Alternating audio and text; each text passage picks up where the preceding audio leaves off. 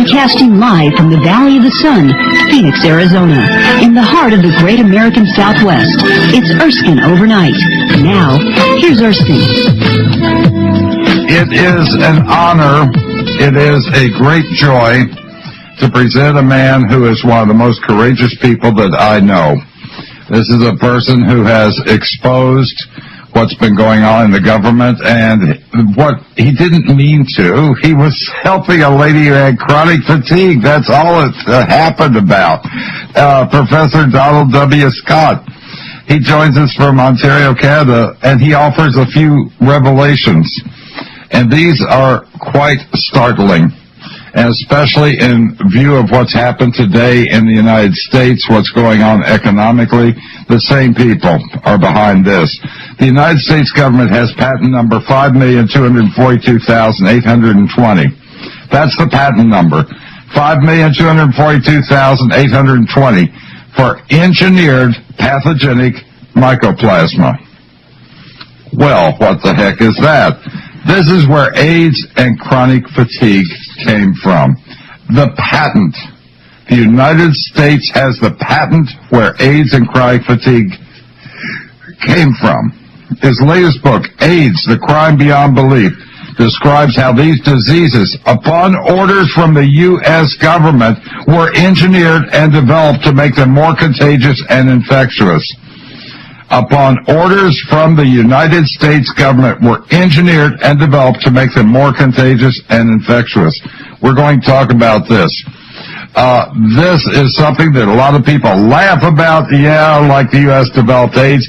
The scientists tell you what they did in their own words, and Professor Scott has it down. And I would like to, the purpose and thesis, based upon the facts presented herein, the syndrome of disease symptoms which present as a consequence of an acquired deficiency of the human immune system is principally caused by the actions of a species of cholesterol-dependent mycoplasma in concurrence with retroviral action of the zoonotic Visna-derived Lentini virus and or other opportunistic pathogens presented as Kaposi sarcoma, Pseudomonas, Carinii pneumonia, diarrhea, dementia, lymphopathy, wasting, and various other endocrine-backed disorders. In other words, AIDS.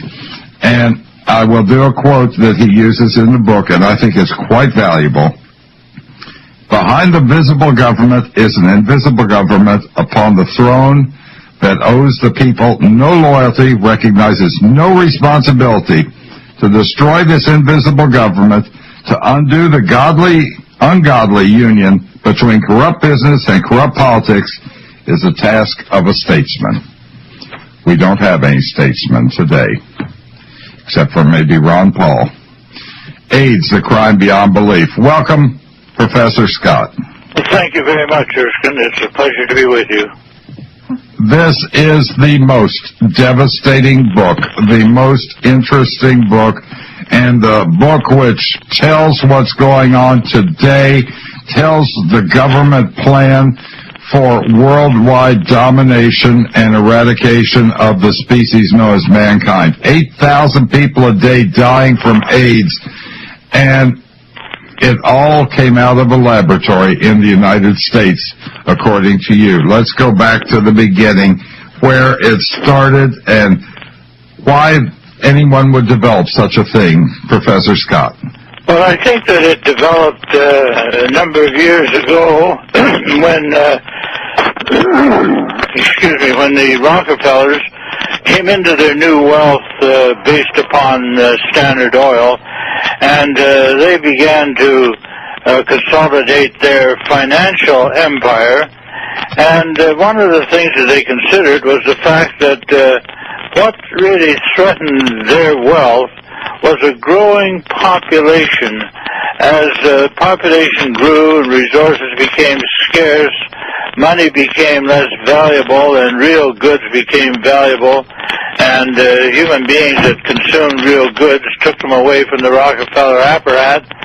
And there were a number of other reasons why they Rockefellers, along with the people who shared with them the nouveau riche ideas of the late 1800s and the early 1900s, the Morgans and the Harrimans and the rest of them.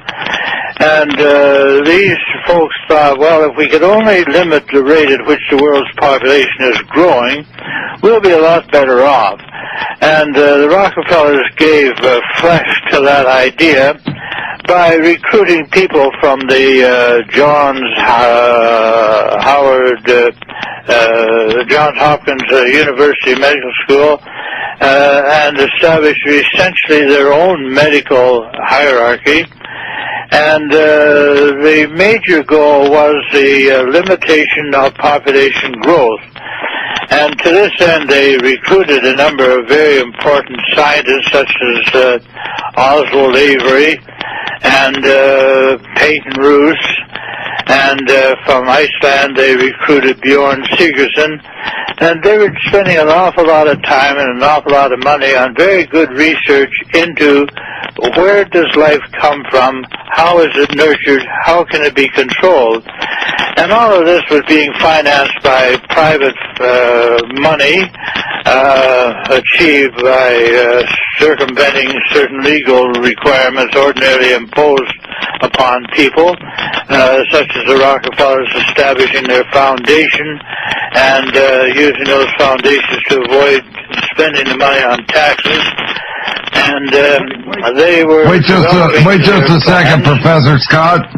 One thing, the same people you're describing, the Rockefellers, the Harrimans, the Rothschilds, the same people you're describing are the ones who we call the banksters today. They're the same ones in control today. So when you're looking at this trail, you're looking at this trail that's coming up to today. One of the things that they supported was Adolf Hitler. He became a hero to them because of the eugenics movements. They were behind Hitler and the eugenics movements. The Rockefellers, the Harrimans, the entire group of them were behind Hitler. So these people are absolutely 100% ruthless people, aren't they? Yes, and they seem to be the ones that are most involved in the current crisis, so-called, the bailout of the American Wall Street financial empires. And when one sits down and looks at the people that have been involved, the institutions that have been involved, one finds that it isn't a case of 10 or 12 individual crises. All these crises are linked together. They're all aspects. They all take different forms. For example, today we're looking at the problem of the bailout of the Wall Street financial houses.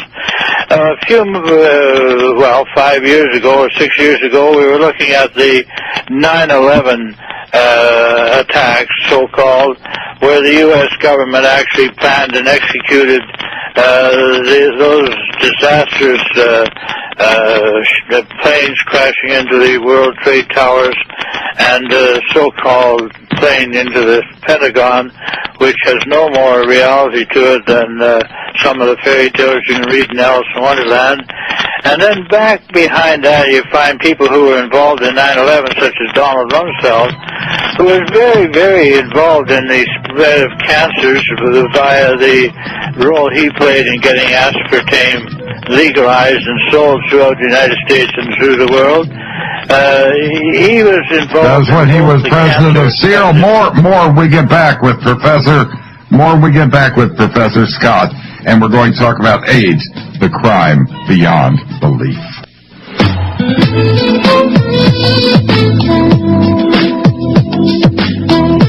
We're talking with Professor Donald Scott, AIDS, the crime beyond belief.